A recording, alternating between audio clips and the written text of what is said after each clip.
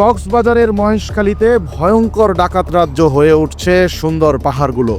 কালারমার ছড়ার ঘরে ঘরে ডাকাতদের অস্ত্র ভাণ্ডার। 4টি ডাকাত বাহিনীর নেতৃত্বে মহেশখালীর পাহাড় অপহরণ করে ফেরত দেয়া হলো যুবদল নেতার লাশ। পুলিশের ওপর ডাকাতদের গুলির পর র্যাব 15 অধিনায়কের নেতৃত্বে পাহাড়ে নামল যৌথ বাহিনীর বিশাল দল। বিস্তারিত দেখুন কক্সবাজারের মহেশখালী থেকে ফিরে মেহেদী হাসান ও তুষার হিসামের করা 5 পর্বের ধারাবাহিক অনুসন্ধানী প্রতিবেদনের প্রথম পর্বে।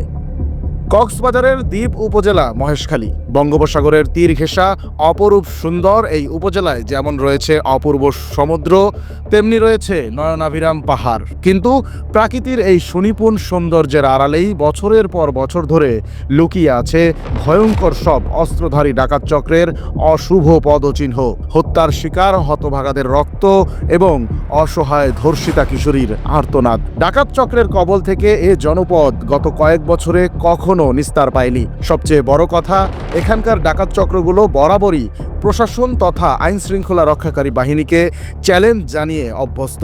গত 11 সেপ্টেম্বর পুলিশের একটি টহল দলের ওপর গুলি চালিয়ে 3 পুলিশ সদস্যকে গুরুতর আহত করে তারা। এর আগে গত 24 আগস্ট স্থানীয় কালারমার ছড়া এলাকা থেকে তোফায়েল নামে এক যুবদল কর্মীকে রাতে অপহরণ করে এনে হত্যা করে ডাকাতরা লাশ ফেলে রাখে রাস্তার মোড়ে। এর কয়েক বছর আগে ডাকাত বজল বাহিনী এক কিশোরীকে অপহরণ করে মহেশখালীর একটি পাহাড়ি আস্তানায় এনে রাতভর সংঘবদ্ধ ধর্ষণ করে। সে ঘটনাও ব্যাপক আলোচিত হয়েছিল। এছাড়া প্রায়ই ব্যবসায়ী, জেলে, রাজনীতিবিদ সহ বিভিন্ন মানুষদের অপহরণ করে এসব পাহাড়ে নিয়ে আসে ডাকাতরা, আদায় করে মুক্তিপণ অথবা ফেরত দেয় লাশ। শুধু তাই নয়, মহেশখালীর পাহাড়ে ডাকাতদের তৈরি আগ্নেয়াস্ত্র চলে যাচ্ছে সারা দেশে ছড়িয়ে ছিটিয়ে থাকা সন্ত্রাসীদের হাতে। ফলে যতই দিন যাচ্ছে কক্সবাজারের বুকে সৌন্দর্যের আড়ালে বিস্ফোরা হয়ে উঠছে মহেশখালীর এই পাহাড়গুলো।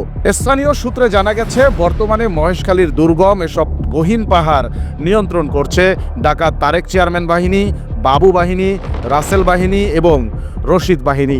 এরা অধিকাংশই দিনের বেলা কালারমার ছড়া এলাকায় অস্থায়ী ঘাঁটি গেড়ে থাকে। রাত হলে চলে যায় পাহাড়ে, আবার কখনো কখনো দিন রাত উভয় সময়ই পাহাড়ে থাকে। এসব ডাকাত বাহিনীর অধিকাংশ সদস্যই কালারমার ছড়া এলাকার বাসিন্দা এবং কালারমার ছড়া এলাকার সাধারণ মানুষদের সহযোগিতা নিয়েই সন্ত্রাসী কর্মকাণ্ড পরিচালনা করে আসছে। একই সাথে এই ডাকাত গ্রুপগুলোকে অনেক প্রভাবশালী রাজনীতিবিদরা ব্যবহার করেন প্রভাব বিস্তারের ঢাল হিসাবে। এছাড়া স্থানীয় অনেকে টাকার লোভে, আবার অনেকে প্রাণ ভয়ে এসব ডাকাত দলকে সহযোগিতা করে বলে জানিয়েছেন নাম প্রকাশে অনিচ্ছুক স্থানীয় বেশ কয়েকজন বাসিন্দা। মূলত কক্সবাজার জেলা সদর থেকে বেশ দুর্গম যাতায়াত ব্যবস্থা হওয়ায় আইন শৃঙ্খলা রক্ষাকারী বাহিনীর পদচারণা তেমন একটা না থাকার সুযোগেই তৎপর হয়ে উঠেছে এসব ডাকাত বাহিনী। কিন্তু অতি সম্প্রতি ডাকাত বাহিনীগুলো একের পর এক খুন, অপহরণ ও গোলাগুলির ঘটনা বেপরোয়া গতিতে বাড়িয়ে দেয়ায় নড়েচড়ে বসে প্রশাসন। বিশেষ করে র্যাব 15 এর অধিনায়ক লেফটেন্যান্ট কর্নেল কামরুল হাসান উদ্যোগী হয়ে এবং নেতৃত্ব দিয়ে 11 সেপ্টেম্বর দিনভর র্যাব, নৌবাহিনী, বিজিবি ও পুলিশের প্রায় 5 শতাধিক সদস্যের সমন্বয়ে গঠিত বিশাল যৌথ বাহিনীর টিম নিয়ে মহেশখালীর এসব গহীন পাহাড় ঘেরাও দিয়ে কম্বাইন্ড সার্চ অপারেশন শুরু করেন। এ সময় 11টি আগ্নেয়াস্ত্র, 30 রাউন্ড গুলিসহ আগ্নেয়াস্ত্র তৈরির বিভিন্ন উপকরণ উদ্ধার করে যৌথ বাহিনী। আগুন দিয়ে জ্বালিয়ে দেওয়া হয় ডাকাতদের একাধিক আস্তানা।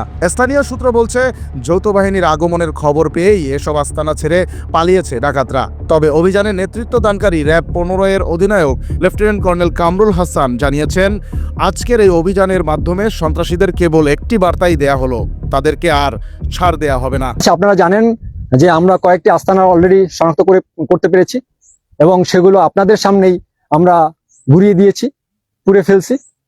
তার সাথে বিদ্যুৎ কানেকশন ছিল, সেটা বিচ্ছিন্ন করে ওইটা যেন পুনরায় ব্যবহার করতে না পারে সেই ব্যবস্থা করেছি।